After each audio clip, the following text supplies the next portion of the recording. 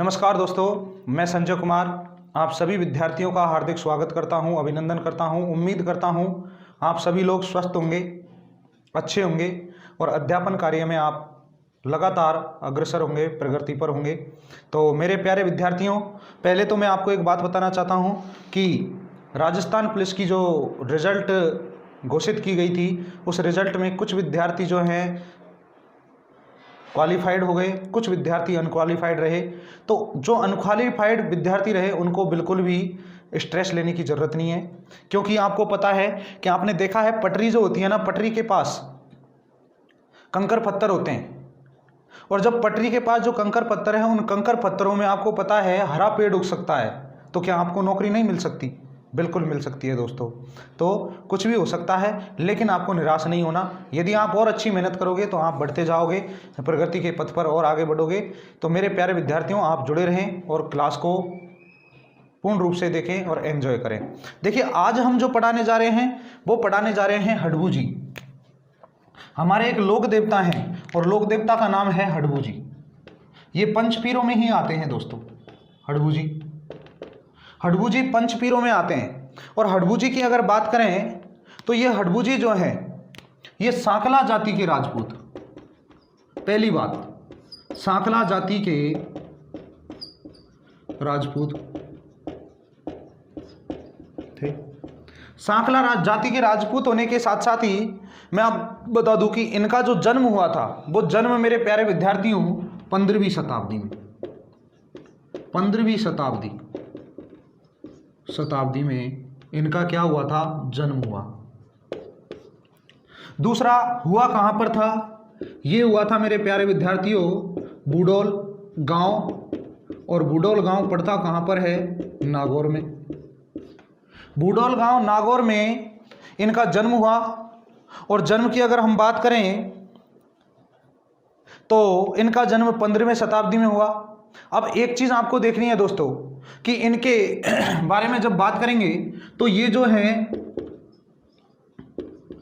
रामदेव जी के चचेरे भाई थे। और आपको पता है कि रामदेव जी के जो गुरु थे वो योगी बालीनाथ थे। और योगी बालीनाथ थे, तो आपको पता है कि जब भी अपन बात करेंगे चाचा से, तो चाचा का जो लड़का होगा, चचेरा जो भाई होगा, हम उससे जब बात करेंगे तो वो एक ही सलाह देगा कि भाई मैं जहाँ पढ़ा था आप वहीं पढ़ कर आओ, क्योंकि मुझे सफलता कहाँ पर मिली? जहाँ मैं पढ़ कर आया था। तो इसका मतलब आप समझ सकते हो कि इनके भी गुरु जो हुए थे, वो गुरु कौन हुए थे मेरे दोस्तों? इनके गुरु हुए थे योगी बालीनाथ।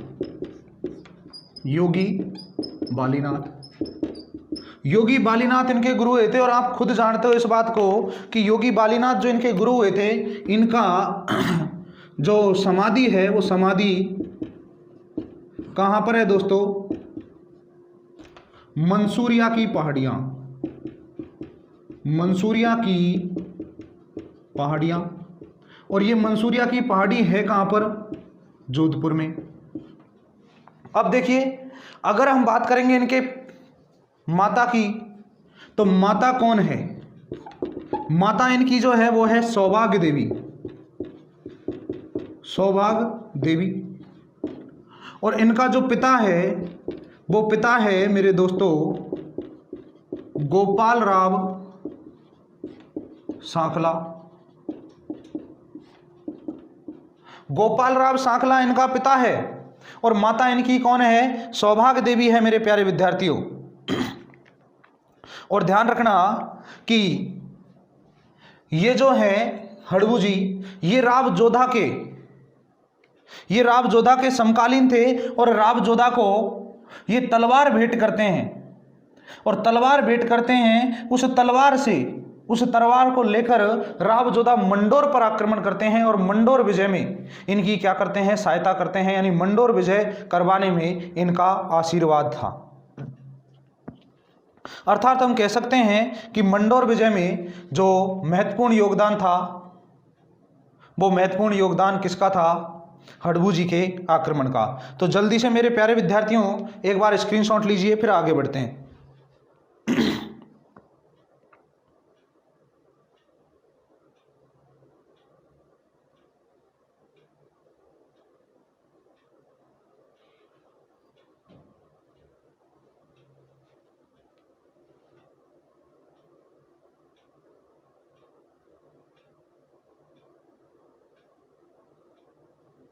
चलिए प्यारे विद्यार्थी आगे बढ़ते हैं। अब देखिए, सबसे पहले आपको ध्यान रखना है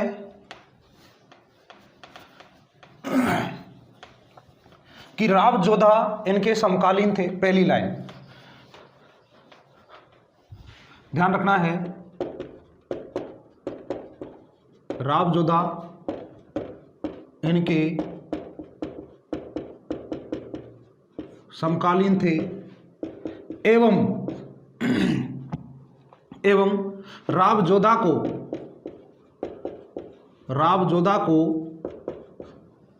हडबू जी ने फेंटा एवं तलवार भेंट की। अब देखिए दोस्तों कि हडबू जी ने फेंटा और तलवार भेंट कर दी, और फेंटा और तलवार जब भेंट की तो आपको पता है कि इनके जो आशीर्वाद से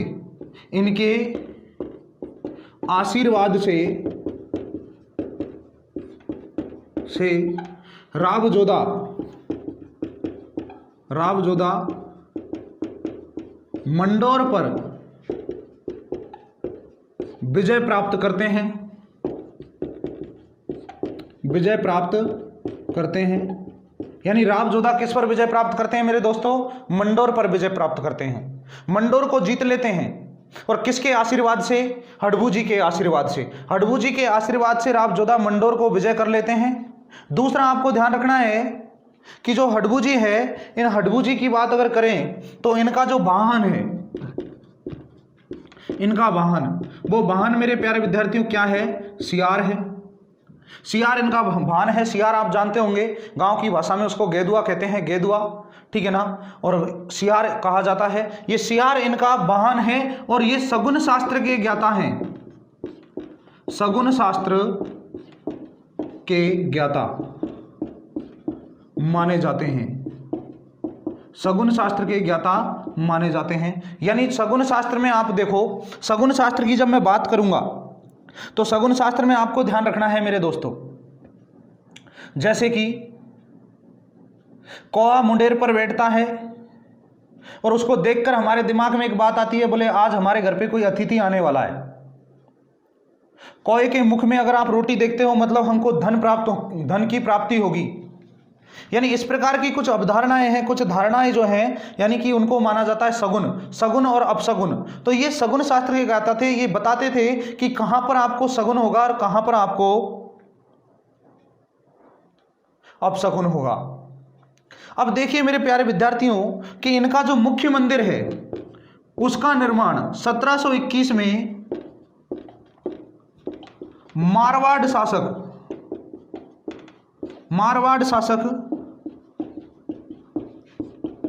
अजित सिंह ने मुख्य मंदिर का निर्माण करवाया। मुख्य मंदिर का क्या करवाया दोस्तों? निर्माण करवाया। कब करवाया? 1721 में। 1721 में जो मारवाड़ शासक थे, और मारवाड़ के शासक थे एक अजित सिंह, उन अजित सिंह ने यहां पर इनके मुख्य मंदिर का क्या करवाया मेरे प्यारे विद्यार्थियों? निर्माण करवाया था, मुख्य मंदिर को बनवाया था। अच्छा, इनका मुख्य मंदिर है कहां पर? इनका जो मुख्य मंदिर है वो मुख्य मंदिर कहां पर है मेरे प्यारे विद्यार्थियों? इनका मुख्य मंदिर बेंकटी गांव, और बेंकटी गांव पड़ता कहां पर है? जोधपुर में। तो जल्दी से एक बार स्क्रीनशॉट लीजिए, फिर मंदिर के बारे में बात करते हैं।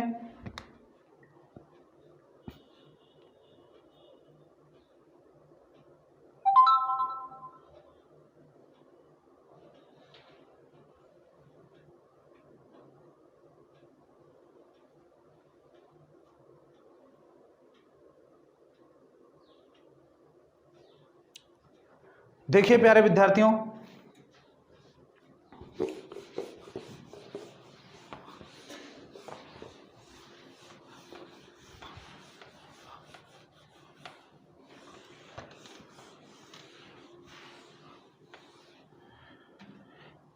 इनका जो मुख्य मंदिर है वो मुख्य मंदिर क्या कहां पर है? इनके मुख्य मंदिर में देखो इनकी बैलगाड़ी की पूजा की जाती है। इनकी बैलगाड़ी की, देखिए मुख्य मंदिर है इनका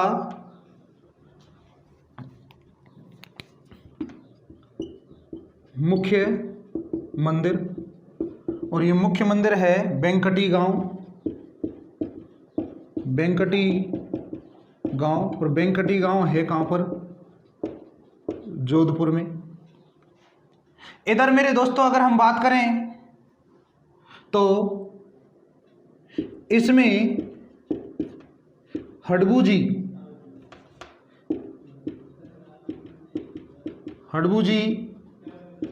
की गाड़ी की पूजा की जाती है। और ध्यान रखना, इस गाड़ी से पंगु गायों के लिए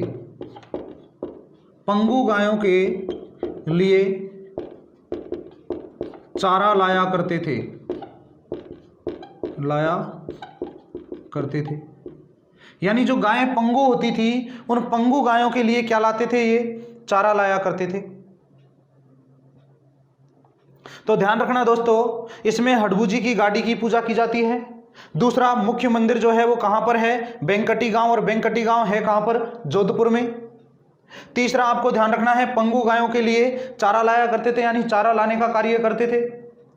इसके बाद अगर हम बात करेंगे तो आपको ध्यान रखना है प्यारे विद्यार्थी, यहां पर पुजारी कौन सा होता था? पुजारी मेरे दोस्तों सांखला जाति का, सांखला जाति का पुजारी होता था। दूसरा, यहां पर मेला कब बढ़ता है? मेला प्रतिवर्ष यहां पर भाद्रपद कृष्ण पक्ष को ध्यान रखना, भाद्रपद कृष्ण पक्ष को यहां पर मेला भरता है। यानी आप कह सकते हो पंगु गायों के लिए क्या लाया करते थे? चारा लाया करते थे। और ये वेंकटी गांव इनको किसने दिया था? रावजोधा ने दिया था। रावजोधा ने इनको वेंकटी गांव है वो दे दिया और कहा कि अब आप यहीं पर रहो, यहीं पर आप अपनी भजन पूजन पाठ करो। और यहीं पर उन्होंने बाद में क्या ली थी? समाधि ली थी। और ध्यान रखना मेरे दोस्तों, इसी स्थान की अगर हम बात करें तो इसी स्थान पर रामदेव जी के समाधि लेने के 8वें दिन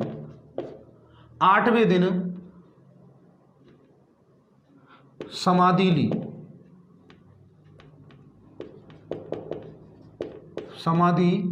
ली। यानी रामदेव जी के समाधि लेने के 8वें दिन उन्होंने क्या ले ली थी? समाधि ले ली थी दोस्तों। ध्यान रखिएगा, जल्दी से एक बार स्क्रीनशॉट लीजिए, फिर आगे बढ़ते हैं अपन।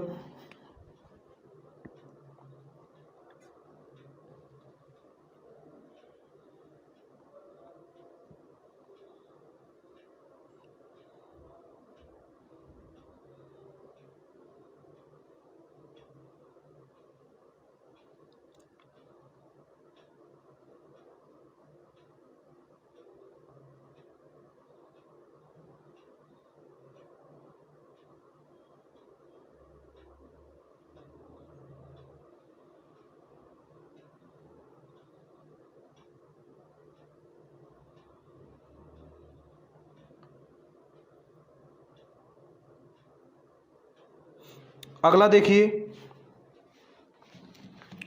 अब मेरे प्यारे विद्यार्थियों यदि हम बात करें तो ध्यान रखना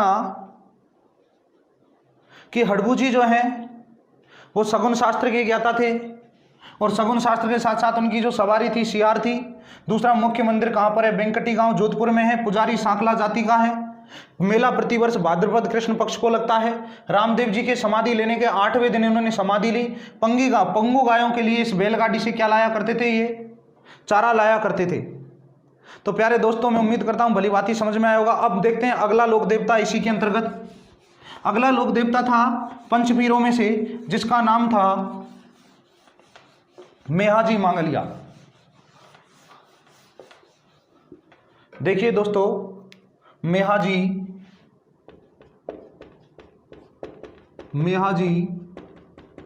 मांगलिया मेहाजी मांगलिया ये पंचपीरों के अंतर्गत आते हैं मेरे प्यारे विद्यार्थियों, पंचपीरों के अंतर्गत आते हैं। और ध्यान रखना कि सभी मांगलिया जाति के, पहली बात तो सभी मांगलिया जाति, जितनी भी मांगलिया जाति थी उसके इष्ट देव थे। दूसरी बात, इन्होंने जीवन भर गायों की रक्षा के लिए अपने प्राण त्याग दिए, यानी जीवन भर इन्होंने गायों की रक्षा की। दूसरा, इन्होंने धर्म के मार्ग पर प्रशस्त हुए, धर्म के मार्ग पर चले और धर्म के मार्ग पर चलकर इन्होंने सादा जीवन जिया। इनका जन्म जो होता है वो भाद्रपद कृष्ण अष्टमी को, और भाद्रपद कृष्ण अष्टमी को यानी कि कृष्ण जन्माष्टमी को होता है, और 12वीं सदी 14वीं सदी में हुआ। देखिएगा मेरे प्यारे दोस्तों कि सभी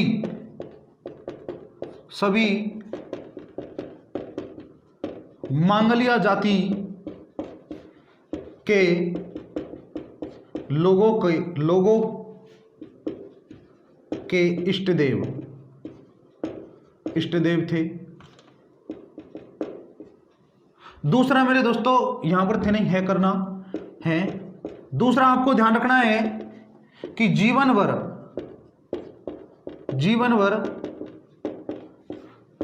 गायों की रक्षा की, और जीवन भर क्या किया दोस्तों, गायों की रक्षा की और सादा जीवन व्यतीत किया। इसके बाद ये हमेशा धर्म के मार्ग पर चले।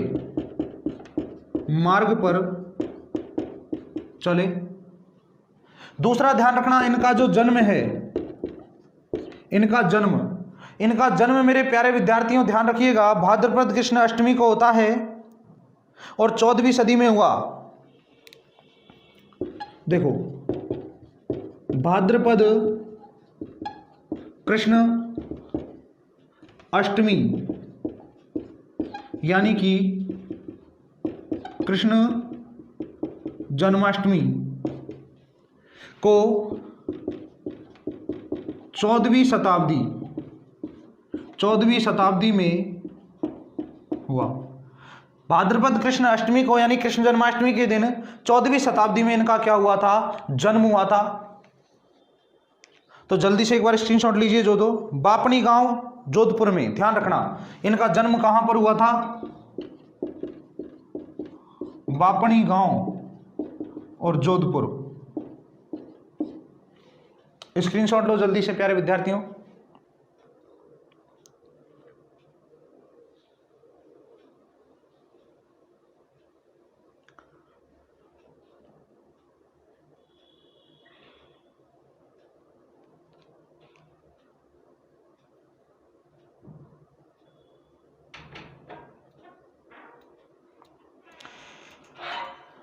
चलिए प्यारे विद्यार्थियों आगे बढ़ते हैं।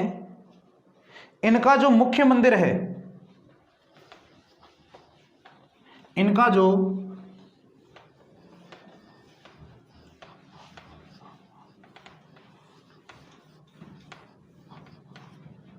मुख्य मंदिर,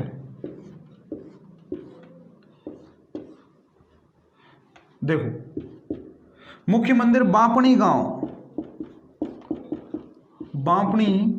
और बापनी गांव है कहां पर, जोधपुर में। इसके बाद ध्यान रखना इनकी जो प्रतिमा है वो प्रतिमा कैसी है, घोड़ा या अश्वारोही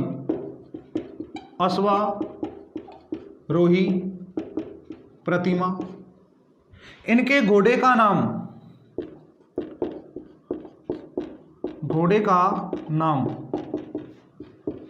किरड कावड़ा या किरड कावरा, ठीक है ना, किरड कावरा इनके घोड़े का नाम मिलता है। दूसरा आपको ध्यान रखना है कि प्रतिवर्ष मेला भाद्रपद शुक्ल पक्ष भाद्रपद शुक्ल पक्ष को प्रतिवर्ष इनका क्या बढ़ता है, मेला बढ़ता है दोस्तों। इसके बाद ध्यान रखना कि इनका जो लालन पालन हुआ था, लालन पालन अपने ननिहाल में हुआ और वहां मांगलिया गोत्र होने के कारण, मांगलिया गोत्र होने के कारण मांगलिया नाम से जाने जाते हैं, नाम से जाने जाते हैं। जल्दी से स्क्रीनशॉट लीजिए प्यारे विद्यार्थियों, फिर आगे बढ़ते हैं।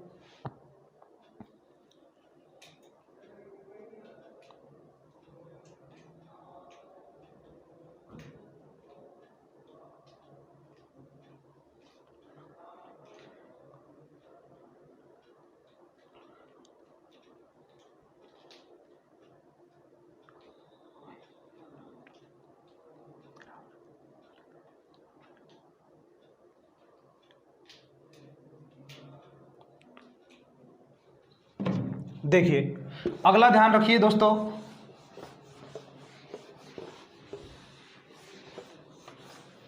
देखिए प्यारे विद्यार्थियों, इनके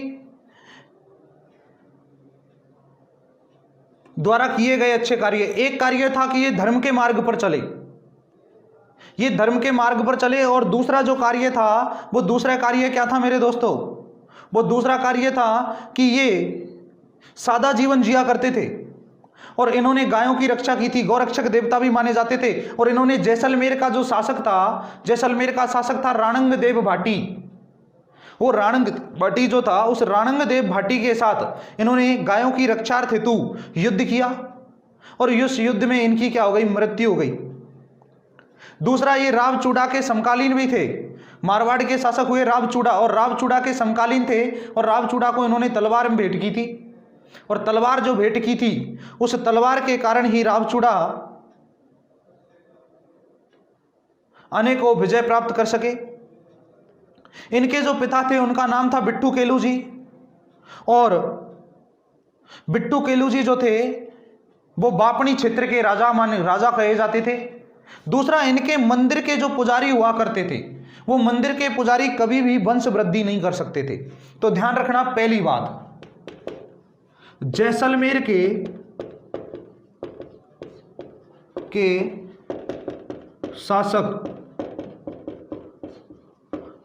राणंग देव भाटी से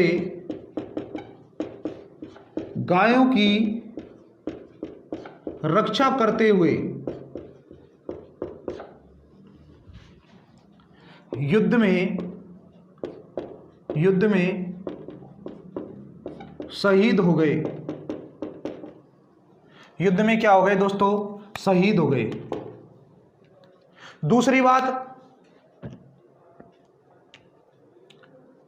दूसरी जो बात है वो ध्यान रखना, रावचूड़ा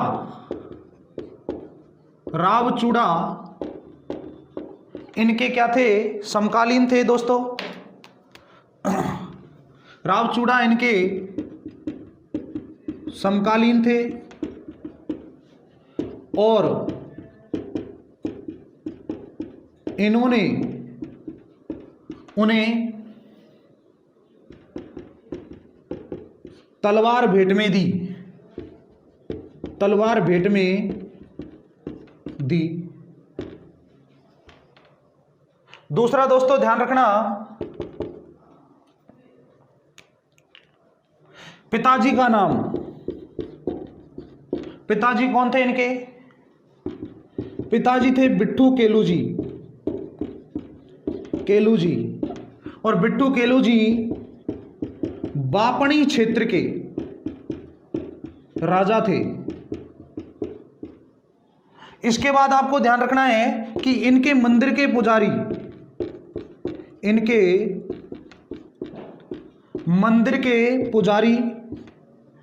अपने वंश की वृद्धि नहीं कर सकते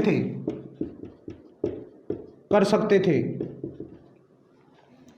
यदि वंश चलाना था तो ये गोद लेकर चलाते थे। गोद लेकर क्या करते थे? चलाते थे। यानी अपने वंश की वृद्धि करते थे। वो वंश की वृद्धि ये दूसरे के बच्चों को गोद लेकर और फिर कर सकते थे। यानी पहली बात आपको ध्यान रखना है कि मैंने कहा कि ये धर्म के मार्ग पर चले, और धर्म के मार्ग पर चलने के साथ साथ मेरे दोस्तों इन्होंने सादा जीवन जिया, गायों की रक्षा की, और गायों की रक्षा किसके संदर्भ में की? तो देखिए, वो थे जैसलमेर के शासक, और जैसलमेर के शासक थे भाटी शासक। मैंने आपको पहले भी बताया था कि एक त्रिकूट पहाड़ी है, उस त्रिकूट पहाड़ी पर एक दुर्ग है जिसका नाम है जैसलमेर, और जैसलमेर पर भाटी शासक हुए। और मैंने बताया भी था कि गढ़ दिल्ली, गढ़ आगरो, अदगढ़ बीकानेर, और भलो चढ़ायो भाटियो सिरे तो जैसलमेर। मतलब ऐसा दुर्ग है जो भलो चढ़ायो भाटियों ने, जो कि सिरे तो जैसलमेर, यानी जैसलमेर एकदम सिर पर बैठकर और तब देख रहा है। दूसरा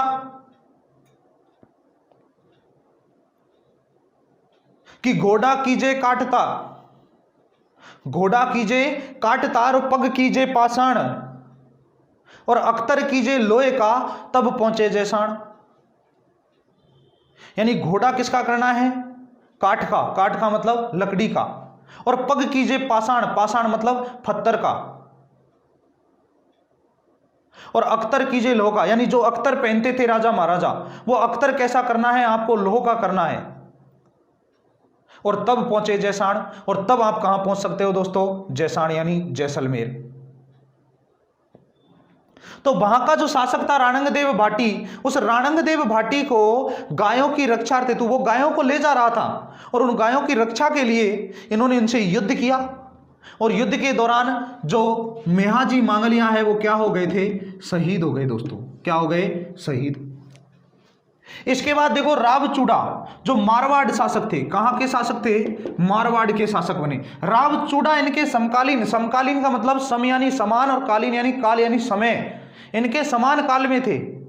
और उन्हें ये क्या भेंट में देते हैं? तलवार भेंट में देते हैं, जिससे कहीं अनेकों युद्धों को उन्होंने जीता। पिताजी की अगर बात करें तो पिताजी का नाम मिलेगा बिट्टू केलू जी। बिट्टू केलू जी। और बिट्टू केलू जी जो थे ये मेरे दोस्तों बापणी क्षेत्र के राजा थे। कहां के राजा थे? बापणी क्षेत्र के। इनके मंदिर के जो पुजारी होते थे वो अपने वंश की वृद्धि नहीं कर सकते थे। इनके मंदिर के पुजारी अपने वंश की वृद्धि नहीं कर सकते, यानी सीधा सीधा इंस्ट्रक्शन था, क्लियर इंस्ट्रक्शन हुआ करते थे।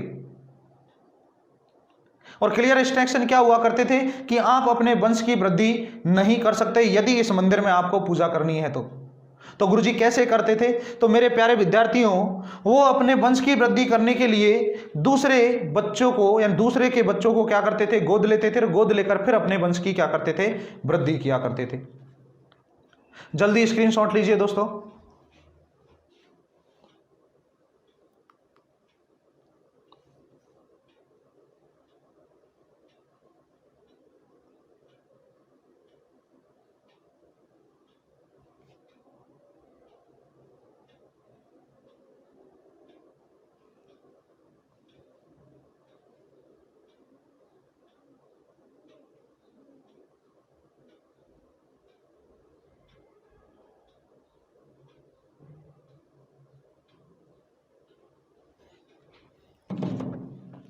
चलिए प्यारे विद्यार्थियों, अब देखिए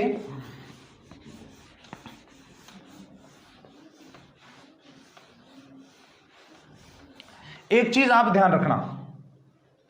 देखो अपने यहां पर चलता है, एक चलता है विक्रम संवत, एक चलता है हिजरी संवत, और एक चलता है शक संवत। वैसे ये आपको बहुत ज्यादा काम में आने वाले हैं। देखिए यहां पर एक अगर अपन डायग्राम बनाइए, 0 से लेकर फिर 10, फिर 100, फिर 1000 और फिर 2000। इधर फिर हम बात करें 10, 100, 1000, 2000।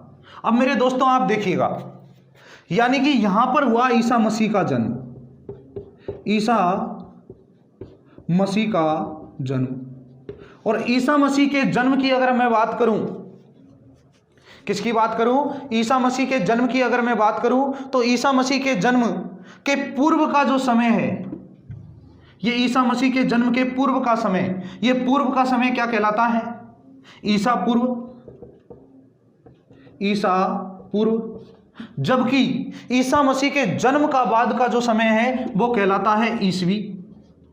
ध्यान रखना दोस्तों, यहां पर कहीं जाता है 57 ईसा पूर्व, और 57 ईसा पूर्व से प्रारंभ होता है विक्रम संवत। अब मैंने कहा कि रामदेव जी का जन्म हुआ 1408 में, और आपको निकालना है उसका विक्रम संवत, तो इसमें ऐड कर दो 57। क्यों कर दो? क्योंकि यहां से 0 से लेकर 2021 तक, 0 से लेकर 2021 तक तो काउंट करना है, लेकिन उससे पहले 57 वर्ष पहले वो प्रारंभ हुआ, और 57 वर्ष पहले प्रारंभ हुआ तो 15/6/1465 विक्रम संवत।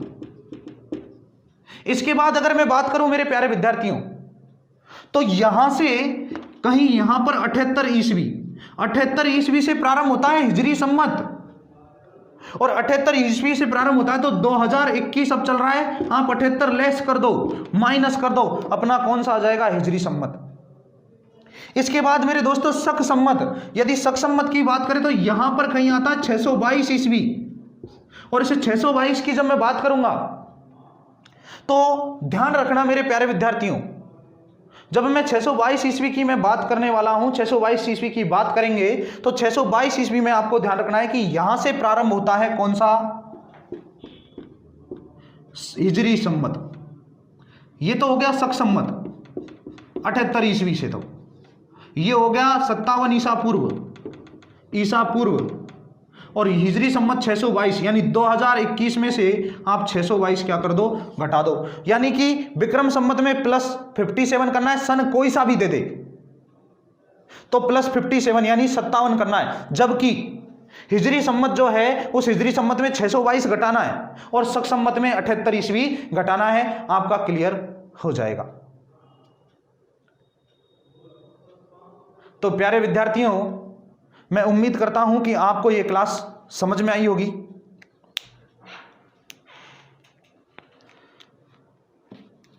और इस क्लास को आप अच्छे से देखें, एंजॉय करें, और ऐसी ही क्लासें हम आपके लिए आगे लेकर आएंगे कला और संस्कृति की। धन्यवाद मित्रों।